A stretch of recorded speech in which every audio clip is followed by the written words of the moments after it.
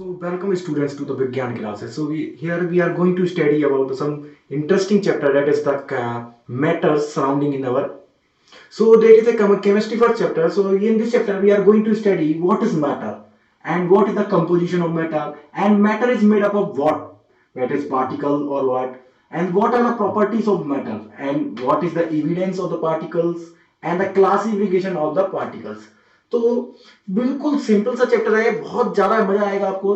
तो सबसे पहले बात आती है कि मैटर क्या होता है। कि आपने देखा होगा हर चीज, even though the pencil, pen, book, even though you are looking in the mobile, हर चीज किसकी बनी हुई है? मैटर से बनी हुई है। मैटर होता क्या है? अब जब बात करते हैं मैटर्स के बारे में, तो मैटर इज सिंपली, अगर बात कहूं तो आपको भी पता है कि that is matter is anything which के occupies space and has mass. तो मैटर क्या हो सकता है? कि मैटर हमारी कोई भी चीज हो सकती है जिसके पास क्या हो? मास हो और स्पेस हो। मतलब कोई भी चीज एक ऐसी, anything anything, even though the universe में कोई भी planets, moon, artificial satellites, objects, pen, pencil, humans, सब चीज किसकी बनी हुई है?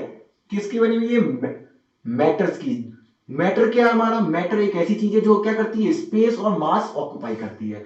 सबसे पहले नेक्स्ट आते हैं हमारे कि मैटर, हमने सीखा कि मैटर क्या होता है। फिर आगे जो लोग इंडियन फिलोसफी में देखा जाए तो इंडियन क्या फिलोसफर थे, उन्होंने क्या देखा कि जो हमारा मैटर है वो किसका बना हुआ? 5 तत्वों से बना हुआ है, यानी कि 5 कॉन्स्टिट्यूएंट पार्टिकल्स, पानी 5 उसके क्या है? कॉन्स्टिट्यूएंट्स हैं। That is known as number 1 air, number 2 earth, water, fire and sky. यानी कि हवा को मतलब बोलते हैं वायु, पृथ्वी, जल, अग्नि, आकाश। मतलब 5 कंस्टिट्यूएंट है। ये इंडियन फिलोसफी के हिसाब से देखा जाए, बुक्स में, स्कल्पचर में लिखा हुआ है कि क्या बोलते हैं कि मैटर किसका बना हुआ है? 5 तत्वों से बना हुआ है। वो 5 तत्व वायु, पृथ्वी, जल, अग्नि, आकाश है। मगर अगर मैं बात करूं मॉडर्न के मेथड के हिसाब से, तो in modern the matter is classified in, matter को भी हमने क्या कर दिया? क्लासिफाई कर दिया है। किसमें? और उन्होंने बताया कि matter is made up of इस वेरी स्मॉल टिनी पार्टिकल्स। तो उन्होंने बोला है कि मैटर किससे बना हुआ है? मैटर एक स्मॉल छोटे छोटे पार्टिकल से बना हुआ है, not even though this 5 particle. तो उन्होंने कहा कि पहले जैसे कहा गया था कि इंडियन फिलोसफी के हिसाब से फिलोसफर लोगों ने कि 5 तत्वों से बना हुआ है, मगर आज की तारीख में मॉडर्न में एक छोटे छोटे स्मॉल पार्टिकल से बना हुआ है। अब ये पार्टिकल्स भी क्या हो सकते हैं? तो उन्होंने बताया कि हमें क्या पता चला कि मैटर किसके बना हुआ है? Small particles. तो उन्होंने कहा मैटर भी ये 2 प्रकार के हो सकते हैं, यानी पार्टिकल भी 2 जिससे बना हुआ है मैटर, ये भी 2 टाइप्स के हो सकते हैं। नंबर 1 एटम, यानी कि एटम से बना हुआ है, छोटे छोटे एटम्स से। And number 2 that is molecule. मतलब मैंने क्या बोला कि जो भी इस वर्ल्ड में, यानी कोई भी चीज जो स्पेस और मास ऑक्युपाई करती है उसको मैटर कहते हैं। एंड वो बनी किससे है? पार्टिकल से बनी है। अब ये पार्टिकल्स क्या हो सकते हैं? या तो हमारे स्मॉल एटम्स हो सकते हैं एंड मॉलिक्यूल्स होते हैं। तो in the third chapter we are going to study on the atoms and molecule in details, but here we are going to know about what is particle and what are the evidences and what are the properties about these particles. So moving forward ahead, we are going to see that what is the properties of matters. तो matter की property क्या होती है? What is the properties of matter? What are the properties? मतलब properties कौन कौन सी हो सकती है matter की? तो सबसे पहली तो all metals are comprises of small particles. मैंने क्या बोला कि जितने भी particles हैं, जितने भी मैटर है, वो सब किससे बना हुआ है? स्मॉल पार्टिकल से बना हुआ। अब ये स्मॉल पार्टिकल्स कैसे सकते थे?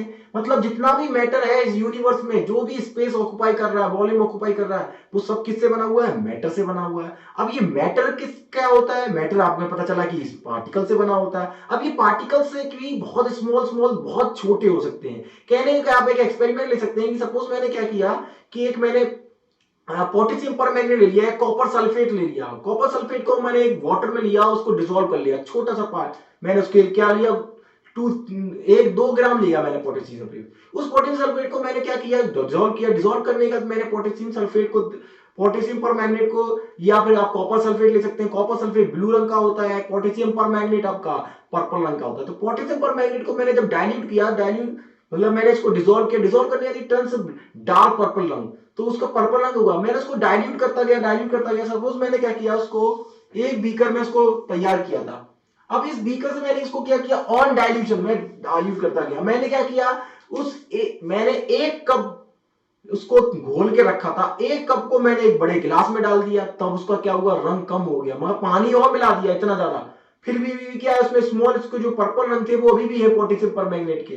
फिर मैंने क्या, उसको एक गिलास को मैंने एक भगोने में डाल दिया, तो भगोने में डाल दिया, भरे हुए भगोने पानी में, उसमें भी क्या हुआ, उसका पर्पल रंग और डाइल्यूट हो गया, मगर पार्टिकल्स अभी भी है।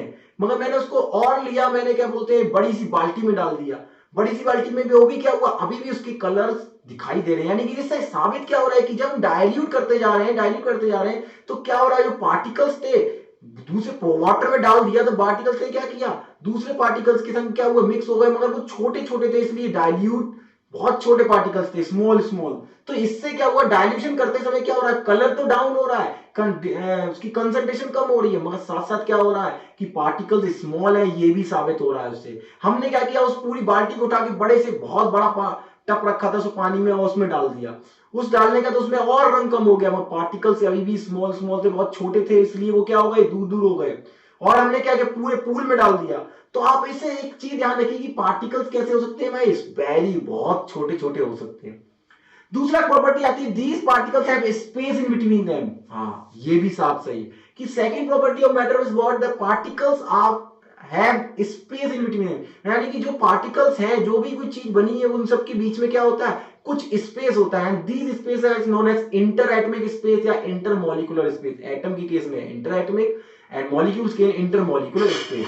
अब ये स्पेस जो होता है, प्रेजेंट होता है, अगर मैं वाटर का केस लूं, तो वाटर में मैंने लिया एक गिलास वाटर में मैंने आपकी क्या बोलते हैं, 2 स्पून शुगर ऐड कर दी। जब ऐड कर दी तो आप देखेंगे कि नोटिस करेंगे कि जो शुगर थी वो डिसॉल्व हो गई, और वो उसी में ही क्या हो गई। तो शुगर किसकी बनी हुई है, मास है, उसके पास स्पेस है, तो वो भी मैटर है। वाटर में ऐड कर दिया, तो मैटर को जब ऐड किया, तो मैटर क्या हुआ, उस पानी की भी क्या है, मैटर है, तो उस मैटर में जाके क्या हो गया, एडजस्ट हो गया। यानी कि वो चीनी कहां गई, उन छोटे छोटे वाटर की मॉलिक्यूल्स में, वाटर पानी के अंदर जाके क्या हुआ, स्पेस था, उस स्पेस में ऐड हो गई। एक और खास बात, जो चीनी गई थी, वो चीनी के स्मॉल स्मॉल पार्टिकल्स थे, वो जाके ऐड हो गए थे। यहां से दो चीज साबित हो रही है कि पार्टिकल स्मॉल नेचर के भी होते हैं, और उनके बीच में स्पेस भी होता है, तभी तो कंबाइन जुड़ गए। तभी तो क्या हुआ, चीनी हमें क्या हुआ, पानी का क्या हुआ, वजन तो बढ़ गया, मगर वो पानी राइज नहीं हुआ। वो क्यों, क्योंकि राइज नहीं हो गई, चीनी जो थी वो डिसॉल्व हो गई, इसके छोटे छोटे पार्टिकल्स उस इसके स्पेस में फिट बैठ गए। Next, these spaces are invisible to naked eye. मतलब मैंने क्या बोला कि जो ये स्पेसेस होंगे, इंटर एटॉमिक स्पेस या इंटर मॉलिक्यूलर स्पेस जो मैटर में होगा, and these spaces are invisible. मतलब ये स्पेस हमको दिखाई नहीं देंगे अपनी नेकेड आई से। आप सोचो कि हम स्पेस देख सकें, नहीं, यू कैन बी, केवल आपको क्या करना पड़ेगा, एक्सपेरिमेंटली आप समझ सकते हैं, या एक कोई भी आप एक्सपेरिमेंट कर लें, तो उससे आप समझ सकते हैं क्या क्या क्या हो सकता है, कि कोई एक्टिविटी परफॉर्म कर लें। Next, these particles are continuous moving. ये पार्टिकल्स कैसे हो सकते हैं, कंटिन्यूअसली मूविंग करते हैं। सबसे मोस्ट इंपॉर्टेंट पॉइंट, यानी कि ये पार्टिकल्स जो भी थे वो क्या कर रहे हैं, मूव कर रहे हैं, कंटिन्यूअसली मूव कर रहे हैं ए पॉइंट से। यानी कोई भी मैटर है, वाटर का मैं ले लूं, मैं वाटर में देखूं, तो वाटर के इसमें बहुत सारे पार्टिकल्स होंगे स्मॉल, और वो पार्टिकल्स कंटिन्यूअसली मूव करते हैं। फॉर एग्जांपल, अगर एक एग्जांपल लेता हूं कि आपने कभी नोटिस किया होगा कि जब आप हलवाई की दुकान से निकलते हैं बाहर, तो जो उसको आपको एक अच्छी सी फ्रेगनेंस और स्मेल सुनाई देती है, लड्डू बन रहे हैं या मतलब मिठाई बन रही है स्वीट्स की, तो आपको ऐसा क्या लगता है। आपको बता दूं कि जो मिठाई बन रही थी उसकी स्मेल, फ्रेगनेंस, नेक्टर क्या हुआ, आप जब उसके पास से निकले तो वो एयर के थ्रू क्या हुआ, आपके नोज में गई, और नोज में आपके रिसेप्टर्स हैं, उन्होंने एक्सेप्ट कर लिया। तो मैंने क्या बोला कि वो कंटिन्यूअसली मूविंग। अगर वो हलवाई की दुकान पे, अगर वो जो हलवाई में लड्डू बन रहे हैं, स्वीट्स बन रही है, तो उसकी पार्टिकल्स अगर एयर में कंटिन्यूअसली मूव नहीं कर रहे होते, तो आपके पास तक स्मेल नहीं आती। सेम एग्जांपल आप ले सकते हैं कि घर में आप लोग, आपने कभी देखा होगा कि हिंदू रिलीजन में कि मंदिरों में आप क्या लगाते हैं, अगरबत्ती लगाते हैं, धूपबत्ती लगाते हैं। वो क्या करती है, फ्रेगनेंस देती है, स्मेल देती है, अच्छी खुशबू देती है। अब वो देखना कि आपने जब लगाई ये खुशबू तो वो क्या होती है, पूरे रूम में, पूरे टेम्पल में उस जगह क्या होती है, स्मेल आ जाती है, फ्रेग्रेंस आ जाती है। वह फ्रेग्रेंस वो क्यों आ गई, वहां से जलाई वहां थी। तो आपको रियलिटी बता दूं, वो फ्रेग्रेंस जलाने से पूरी एयर में फैली, उसके पार्टिकल्स स्मॉल स्मॉल क्या हुए, कंटिन्यूअसली मूव करे, और मूव करते हैं तो यानी कि आपको क्या साबित होता है कि जो भी पार्टिकल होता है वो कंटिन्यूअसली मूव करता है। अब एयर में मूव कर रहे, वाटर में ले लो तो वाटर में मूव करते हैं, यानी कोई भी मैटर की स्टेट होनी चाहिए, कोई किसी भी स्टेट में मैटर क्या होगा, कंटिन्यूअसली मूव करता है। आप एग्जांपल ले सकते हैं, किचन में कोई भी अगर डिशेस बन रही है या कुछ भी अच्छा सा टेस्टी बन रहा है तो आपके आपके माउथ में वाटर तो आता ही आता है, वो साथ साथ कैसे आया, स्मेल आपने ली, उस स्मेल जब आप लेते हैं तो लेने के लिए क्या हुआ, वहां से जो पार्टिकल्स थे स्मॉल स्मॉल, वो क्या हुए, कंटिन्यूअसली मूव करते हुए आपके पास तक आए, आपकी नोज ने आइडेंटिफाई किया, आपके रिसेप्टर्स ने, रिसेप्टर क्या कि आपके टंग में, ब्रेन में सिग्नल पहुंचा, ब्रेन के सिग्नल क्या तब आपके माउथ में वाटर आया। तो इसका मतलब क्या हुआ कि आप पहचान रहे हैं कि क्या हो रहा है, कि आपने नोटिस नहीं किया कि पार्टिकल्स क्या होते हैं, कंटिन्यूअसली मूव करते हैं। These particles attract each other with a force.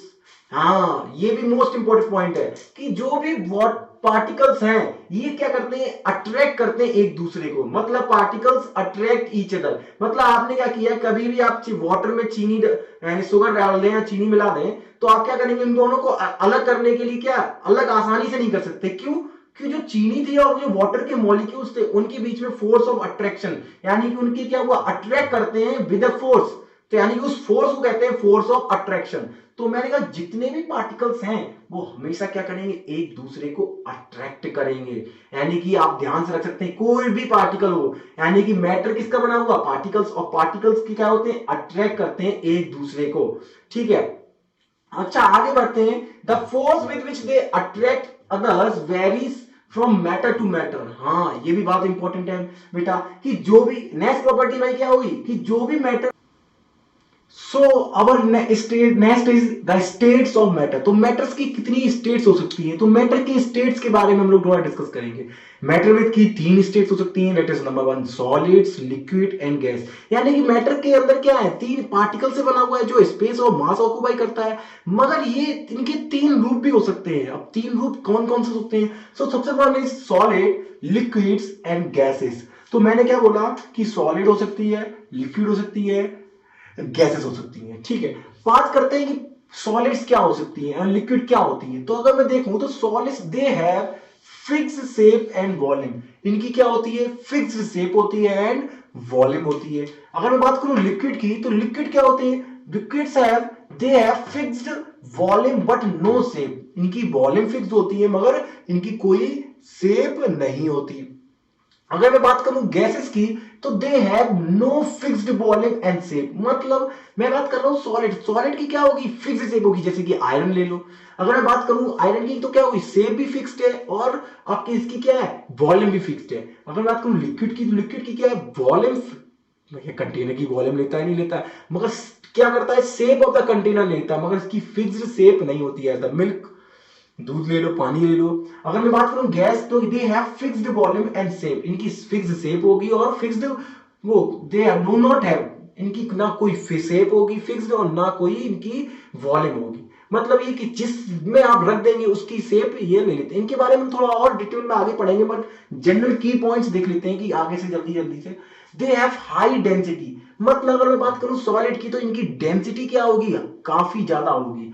अगर बात करता हूं लिक्विड्स की, तो they have high density but less than solid. इनकी डेंसिटी तो ज्यादा होगी मगर क्या होगी, सॉलिड से कम होगी। अगर बात करता हूं गैसेस की, तो gases they have very low density. इनकी बहुत ज्यादा कम डेंसिटी होती है, इसी कारण ये क्या होती है, हमारे चारों ओर सराउंड कर रही है, वरना सब नीचे बैठ गई होती इसी कारण। तो आप क्या करिए, बहुत सारा लाइटर होती है, हाइड्रोजन सबसे कम, हीलियम की क्या होती है, बहुत कम लो डेंसिटी होती है। अगर बात करूं कि थर्ड पॉइंट की, दे हैव वेरी लो और नो कंप्रेसिबिलिटी। अगर मैं बात करता हूं कंप्रेसिबिलिटी, कंप्रेसिबिलिटी क्या होती है कि किसी भी मैटर की स्टेट्स को क्या करना, दबाव डालना, यानी कि मॉलिक्यूल्स के इनके बीच में क्या फोर्स लग रही है और स्पेस है, तो उनके बीच में क्या करते हैं, कंप्रेस करते हैं, दबाते हैं। तो अगर मैं बात करूं सॉलिड्स की, तो सॉलिड्स के केस में इंटर एटॉमिक स्पेस बहुत कम होता है, जिस वजह से ये क्या होते हैं, कंप्रेस होते ही नहीं है या बहुत ना के बराबर कंप्रेस होते हैं। But as compare to liquid, अगर मैं लिक्विड की बात करूं तो they have compressibility but more than solid, इनकी कंप्रेसिबिलिटी होती है बस solid, so they have compressibility but more than solids। तो मैंने क्या बोला है कि इनकी कंप्रेसिबिलिटी तो होगी मगर क्या होगी, सॉलिड से ज्यादा होगी, यानी कि इनकी स्पीच में क्या मैंने बोला है, inter atomic space large amount में होता है, ठीक है। They have very high compressibility, तो इनकी क्या गैसेस क्या होती है, गैसेस वह होती है जिनकी कंप्रेसिबिलिटी क्या होती है, बहुत ज्यादा हो सकती है, इनको हम क्या कर सकते हैं, कंप्रेस कर सकते हैं बहुत ज्यादा। इंटर एटॉमिक स्पेस बहुत ज्यादा होता है, इनके पार्टिकल्स के बीच में इंटर एटॉमिक स्पेसेस बहुत ज्यादा होता है, इसलिए कंप्रेस इजीली हो जाती है आसानी से। Next number is they have they show slight expansion solids expansions. तो मैंने क्या बोला कि नेक्स्ट पॉइंट क्या है, दे स्लाइट एक्सपेंशन, मगर मैं इनको सॉलिड्स को हीट करता हूं तो ये एक्सपेंड नहीं होंगे। एक्सपेंड मतलब होता है अपनी वॉल्यूम को इंक्रीज करना, तो लेस क्या होते हैं, हल्के से मेल्ट होते हैं, हल्का सा वॉल्यूम अपनी स्लाइटली एक्सपेंड होते हैं, ठीक है। अगर मैं बात करूं लिक्विड की केस में तो दे show expansion more than solid but less than gas. मतलब मैं बात क्या कहने का मतलब है, ये गैसेस लिक्विड की केस में क्या होगा, एक्सपेंशन होगा। आपने देखा होगा दूध की उबल उबल के कितना ऊपर आ जाता है, एक्सपेंड हो जाता है कितना, तो ये एक्सपेंड हो जाता है, मगर गैस से ज्यादा एक्सपेंड नहीं हो सकता। गैस है हाई एक्सपेंशन, गैस का एक्सपेंशन क्या होगा, बहुत ज्यादा। Intermolecular force is very high and strong. तो अगर मैं बात करूं कि सॉलिड की केस में क्या होता है, सॉलिड की केस में इंटर एटॉमिक स्पेस बहुत ज्यादा होता है। तो आप ध्यान से देखिए, intermolecular force is very high and strong, तो इंटर एटॉमिक स्पेस बहुत कम होगा और जो क्या होगा उनके बीच में जो फोर्स लग रही होगी वो बहुत ज्यादा होगी, वेरी हाई एंड स्ट्रॉन्ग, सबसे ज्यादा होती है अभी तक की। अगर मैं बात करूं लिक्विड के केस में, तो लिक्विड के केस में होता है intermolecular force is very low. Inter atomic force जो फोर्स होती है जो बहुत कम होती है, मगर सॉलिड से क्या होती है, ज्यादा कम होती है, मगर लिक्विड से थोड़ी ज्यादा होती है। As compare to gases the liquids have high intermolecular force, तो थोड़ी फोर्स तो इसकी ज्यादा होती है इससे, मगर जो इनके बीच में जो क्या हो रहा है, ये सॉलिड और जितना सॉलिड में क्या है फोर्स ऑफ अट्रैक्शन है, उतना फोर्स ऑफ अट्रैक्शन नहीं है किसमें, लिक्विड की केस में। अगर मैं गैसेस की बात करूं तो gases so high and inter atomic forces is very low. Inter atomic force क्या होती है, बहुत ज्यादा कम हो जाती है, इतनी ज्यादा कम हो जाती है कि एक मॉलिक्यूल और एक पार्टिकल काफी लार्जर हो सकते हैं, फ्रीली मूव कर सकते हैं, यानी कि gases moves freely. We can say that like that also the solids do not flow। solids क्या होते हैं, ज्यादातर बहते नहीं है, liquids and gases moves freely, और आसानी से मूव कर सकते हैं, इधर से इधर पानी देखा बहता जाता है। गैस क्या होती है, पूरे में फ्लो हो रही है, बट सॉलिड्स क्या होते हैं, फ्लो नहीं होते हैं। And last point is that is very important point, that is a high melting and boiling point. अगर मैं बात करूं सॉलिड्स की, तो सॉलिड्स की क्या होता है, high melting and boiling point होता है। अगर मैं बात करूं क्या बोलते हैं लिक्विड्स की, तो लिक्विड के केस में क्या होता है, melting point is very low below temperature. ज्यादातर ये देखा गया है कि जो लिक्विड्स होती हैं उनका जो मेल्टिंग पॉइंट होता है वो टेम्परेचर, रूम टेम्परेचर से क्या होता है, थोड़ा कम होता है। अगर मैं बात करूं क्या बोलते हैं लिक्विड्स के केस में, तो लिक्विड के मेल्टिंग एंड बॉइलिंग पॉइंट दोनों ही क्या होते हैं, बहुत कम होते हैं, is below at room temperature. तो रूम टेम्परेचर से भी बहुत कम पे क्या होता है, इनका टेम्परेचर होता है melting point and boiling point, किसकी केस का, गैसेस की केस का। तो I hope you have to, आपको ये कुछ की पॉइंट समझ में आए होंगे। That is the states of matter, the three states होती हैं, solid, liquid, gases, and these are the key points. Now in the next video session we are going to study about the description in describe way, that is the solids, liquid and gases। इनको और ज्यादा describe करेंगे हम लोग, और इनके examples भी लेंगे संग संग और डिस्कस करेंगे, ठीक है। Then further we are moving to the what are the examples, what are the ways, that is